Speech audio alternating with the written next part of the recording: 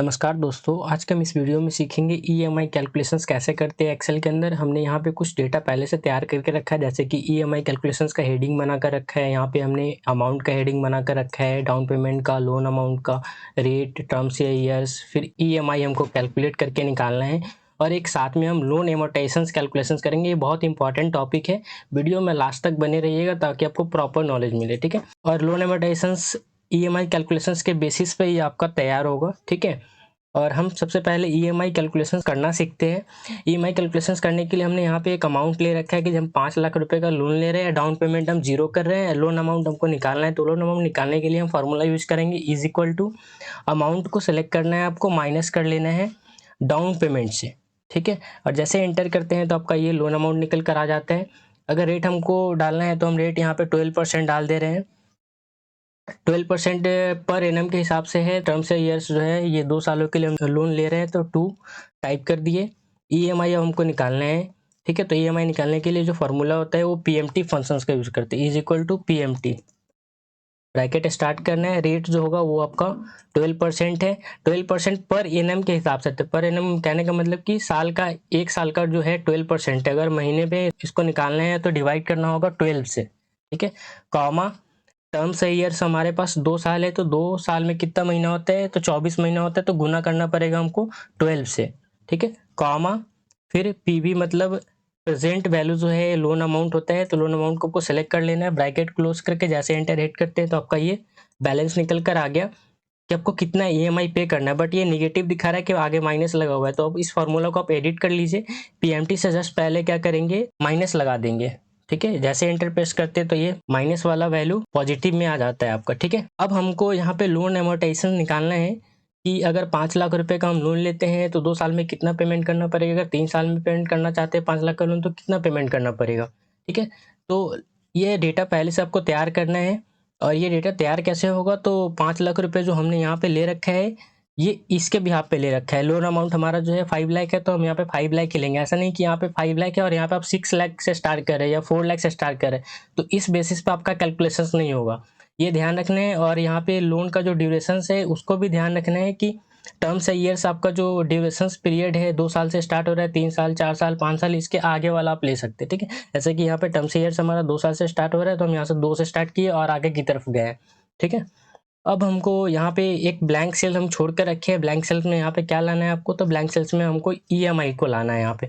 तो is equal to, और ये जो हमने ईएमआई निकाल कर रखा है इसको सेलेक्ट करना है। इंटर प्रेस करने के साथ ही क्या होता है कि आपका ईएमआई यहाँ पे आ गया। अब हमको क्या करना है कि लोन एमोर्टाइजेशन निकालना है कि 2 साल में कितना पे करना है, 3 साल में कितना पे करना है। तो फॉर्मूला वगैरह लगाने की ज़रूरत नहीं है। एक्सेल के अंदर एक ऑप्शन है जिसका नाम होता है डेटा टेबल।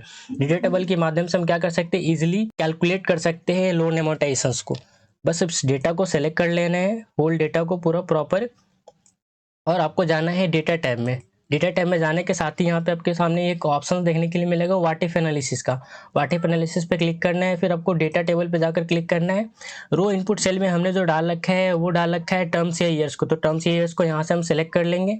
और कॉलम इनपुट सेल में आपको सेलेक्ट करना है जो आपका ये जो लोन का अमाउंट है वो, तो लोन अमाउंट हम यहाँ से सेलेक्ट करेंगे। जैसे ओके पे क्लिक करेंगे तो आपका ये प्रॉपर बैलेंस निकल कर आ जाएगा कि 2 साल में कितना पे करना है, 23,536 रुपये। 3 सालों में आपको कितना पे करना पड़ेगा, 16,607 रुपये। अगर 4 सालों के लिए आप लोन लेते हैं तो 13,166 रुपये पड़ेगा। ये डेसिमल में वैल्यू आ रहा है तो कोई दिक्कत नहीं है, इसको सेलेक्ट कर लीजिए सारे को।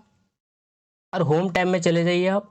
होम टैब में जाने के साथ ही यहाँ पे आपको नंबर ब्लॉक में जाना है और यहाँ से डेसिमल को डिक्रीज कर लेना है, ठीक है। अब इसके अंदर फॉर्मेटिंग लगाना है रुपीज़ का, तो ये सारे डेटा को सेलेक्ट कर लीजिए। नंबर ब्लॉक में जाइए, लॉन्चर बटन पे क्लिक कीजिए यहाँ पे, और यहाँ पे देखने के लिए मिलेगा आपको करेंसी। करेंसी पे क्लिक करना है और यहाँ पे सिंबल जो है यहाँ पे क्लिक करके आप स्क्रॉल करके नीचे की साइड आएंगे तो देखने के लिए मिलेगा रुपीज़ हिंदी, ठीक है। रुपीज़ हिंदी पे क्लिक करना है आपको। उसके बाद ओके पे जैसे क्लिक करेंगे तो आपके सामने सब में रुपीज़ लिखकर आ जाएगा।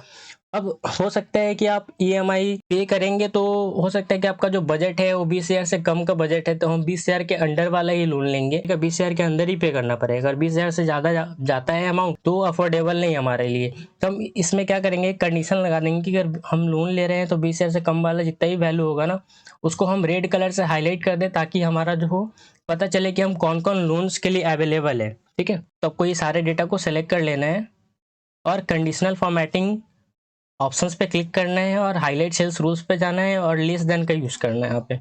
ये जो वैल्यू है ये एवरेज निकाल कर देता है, तो एवरेज को हटा देना है, यहाँ पे टाइप कर देना है 20,000 और विथ में जाकर यहाँ पे क्लिक करके आप कस्टम फॉर्मेट पे जाएंगे, फिर फिल पे जाएंगे और रेड जो यहाँ पे हम कलर को चूज़ करेंगे, उसके बाद फॉन्ट पे जाना है। फॉन्ट का कलर हम चाहते हैं कि वाइट रखना चाहते हैं तो वाइट पे क्लिक किए, ओके पे जैसे क्लिक करने के साथ ही क्या होगा कि आपका ये अमाउंट जितना ये 20,000 के नीचे वाला है वो सारे को हाईलाइट कर देगा कि अगर 5 लाख का आप लोन लेते हैं तो आप 3 सालों के लिए 3 साल वाला लोन ले सकते हैं, जो कि 120,000 से कम आपका डाउन पेमेंट बने, मतलब ईएमआई बनेगा। ठीक है, या 4 सालों के लिए लेंगे तो आपका ईएमआई बनेगा 13,167 रुपये। 5 सालों के लिए लेंगे तो इतना 6 लाख का अगर लेते हैं तो ये आपका 3 सालों के लिए अवेलेबल है। अगर 7 लाख का लेते हैं तो आप 4 साल के लिए ले सकते हैं। ठीक है, थैंक यू।